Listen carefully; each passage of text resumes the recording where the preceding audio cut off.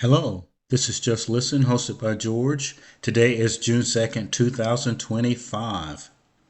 I'm very excited to be here today and to be back on track for my podcast to come out every Monday.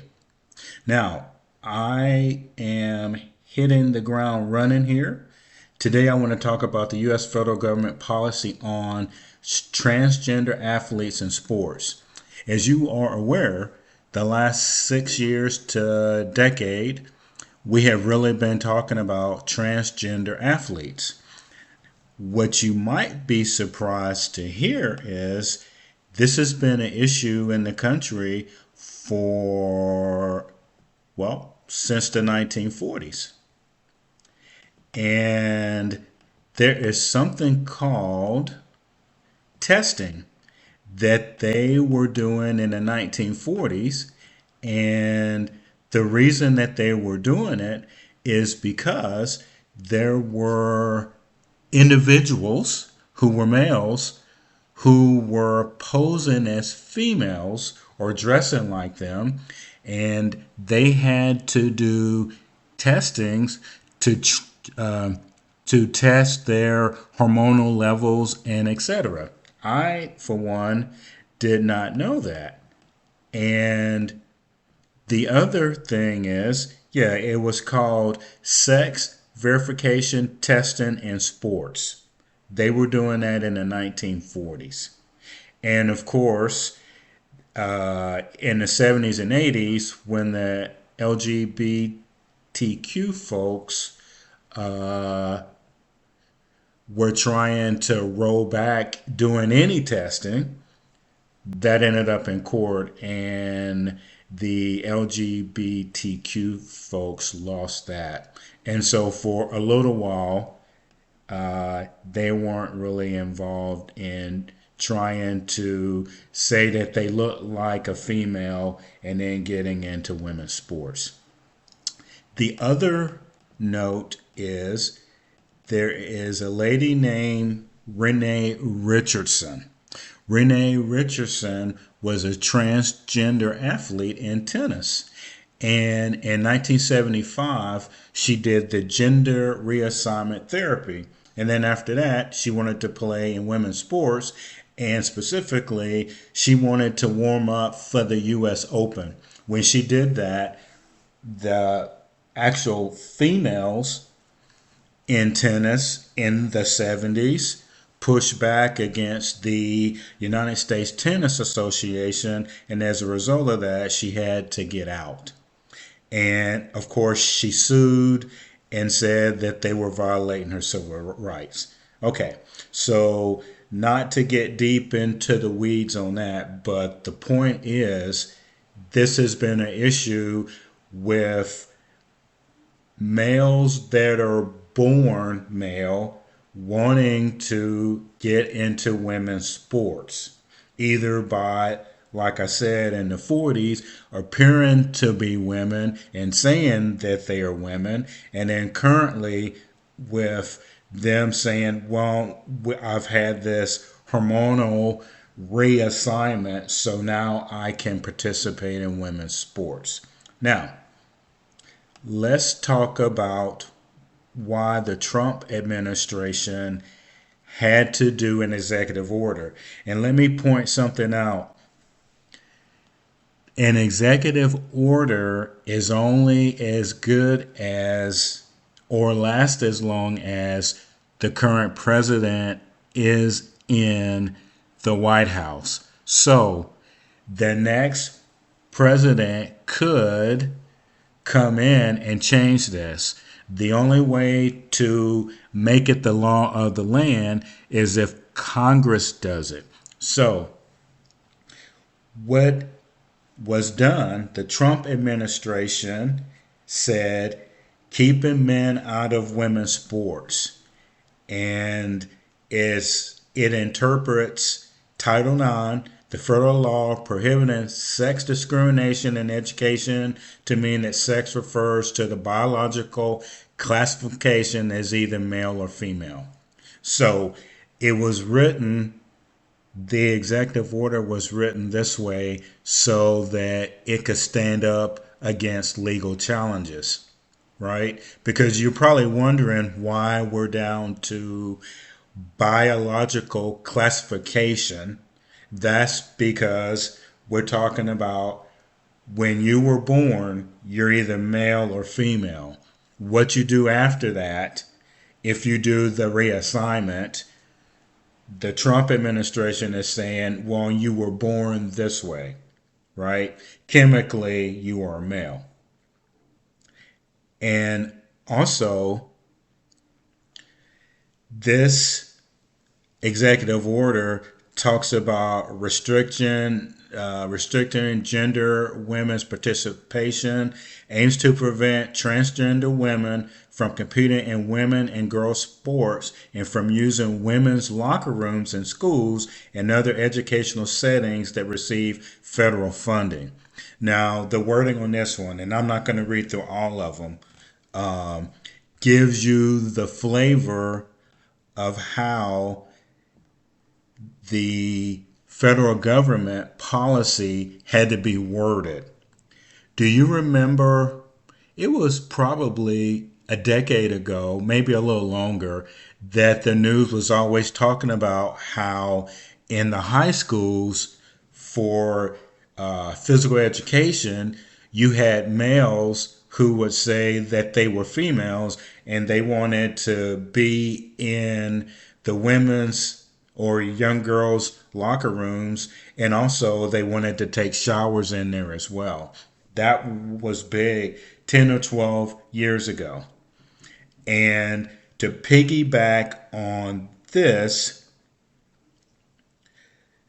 the locker room thing for women's sports is like that currently with the athletes. So if there's a transgender, they want to be in the same locker room. So this executive order prohibits that. Okay, now another one, and like I say, I'm not going to do all of them. Threat of withholding funding. The administration threatens to rescind federal funding from schools and athletic associations that do not comply with the policy. Okay, so you can't send in federal troops to enforce this. Currently, with any administration, to include the Trump administration, I've talked about money. So if you take away funding, the school has to comply or they're going to lose the funding. That's the only way to get the private sector, the public schools to do that, because otherwise you don't have any enforcement unless you would physically go there to enforce that law. Now, Title IX enforcement. The order prioritizes Title IX enforcement actions against educational institutions that allow transgender participation in women's sports. Now, the bigger picture with that is this, and I actually wish that they would have talked about it more. So, in this case, when you have a smaller group imposing this will on the majority population, you have to take into effect the majority. So, if transgender people want to go in the women's locker room, isn't that unfair if the women don't want that person in the locker room? And this is a great example because when they were having the issues in the high schools, that was the argument too. What is the right of the majority? And in court, at least, this hasn't really been talked about. So, what the high schools have done, the majority of them, they have gender neutral bathrooms. You probably have seen that.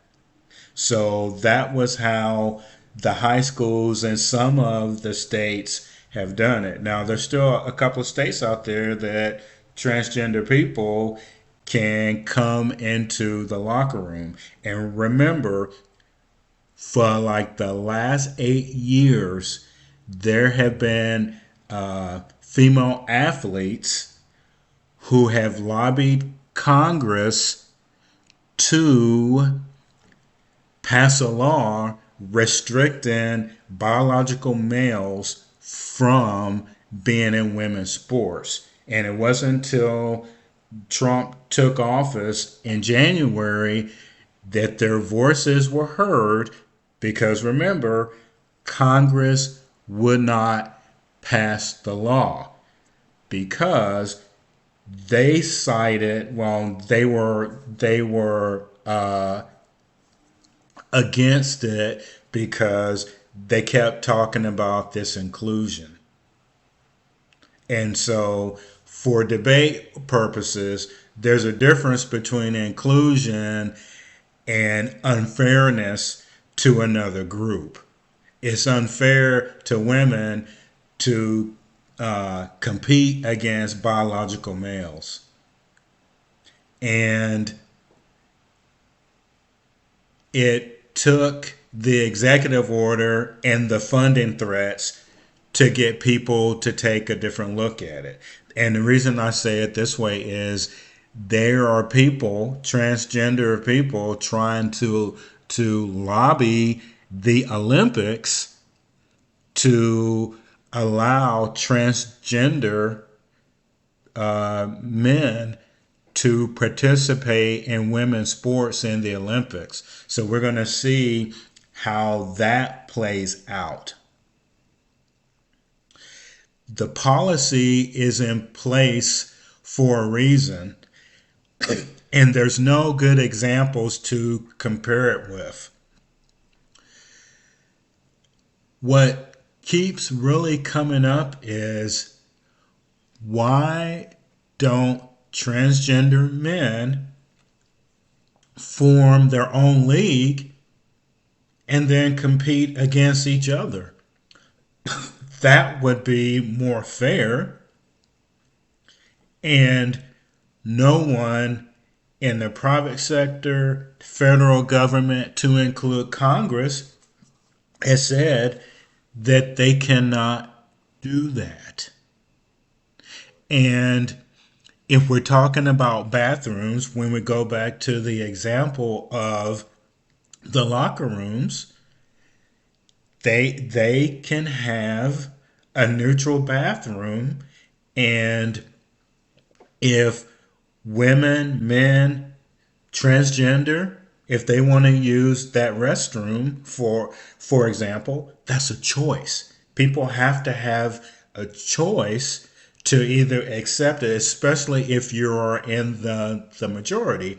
And in this case, for the policy, the majority of women in the United States do not want transgender men playing in women's sports. They are the majority.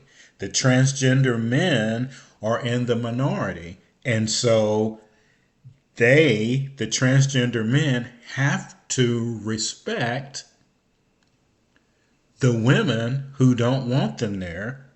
And if they had a transgender sports league, the women who wouldn't care, they could join it.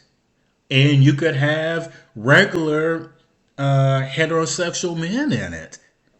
That's how you would solve the issue, that people have a choice. So tell me what you think about this highly explosive issue. And again, please subscribe. And I will do another podcast next week. So this is Just Listen, hosted by George. Let me know what you think.